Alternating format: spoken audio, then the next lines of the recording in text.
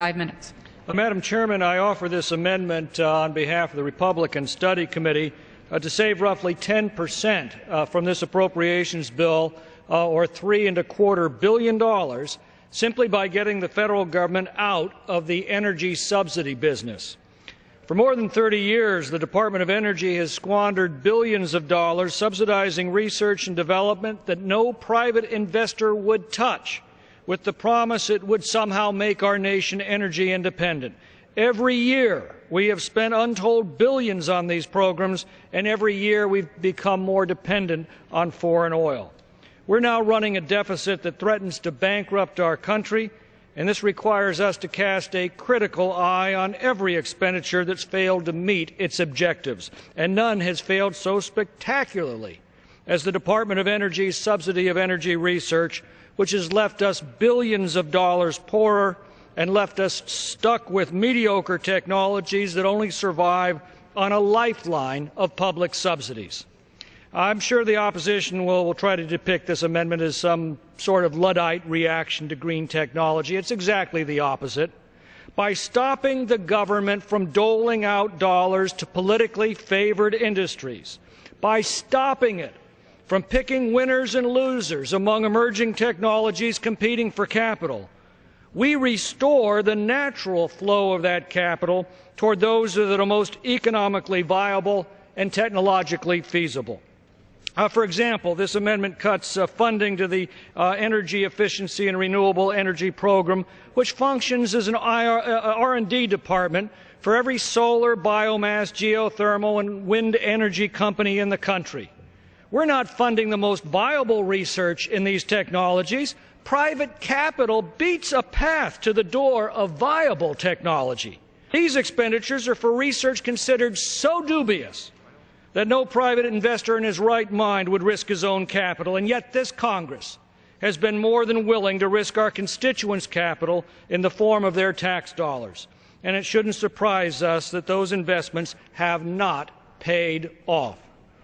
This misallocation of resources not only destroys jobs in productive ventures in order to create jobs in subsidized ones, it ends up reducing our energy potential instead of expanding it, and destroying our wealth instead of creating it.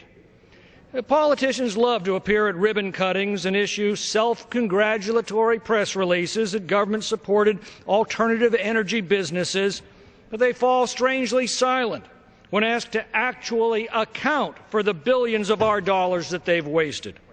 The best thing we did for shale oil and gas technology was to have gotten the government out of the business of funding it. And guess what happened? Once we got the government out, it took the productive sector just a few years to develop remarkable new drilling techniques that have unleashed a cornucopia of American energy into the market. Is there really any question at all as to which of these models actually work? Let me give you another example. This Appropriations Act proposes to spend $200 million for vehicle technology research. Well, isn't that what automobile manufacturers should do and used to do with their own capital? And if they're not willing to risk their own capital, what right has this Congress to risk our constituents' earnings? These amendments move the government out of all sectors of subsidizing research: biomass, nuclear, solar, wind, fossil fuels, all across the board. Does that mean that research and development will stop on these technologies? On the contrary, it means that all of the distortions that government intervention has made in the energy sector can be corrected, and that private capital can once again flow freely to those technologies that offer the greatest return at the lowest cost. 30 years of government energy subsidies promised to reduce our dependence on foreign oil, and yet our dependence has become ever greater.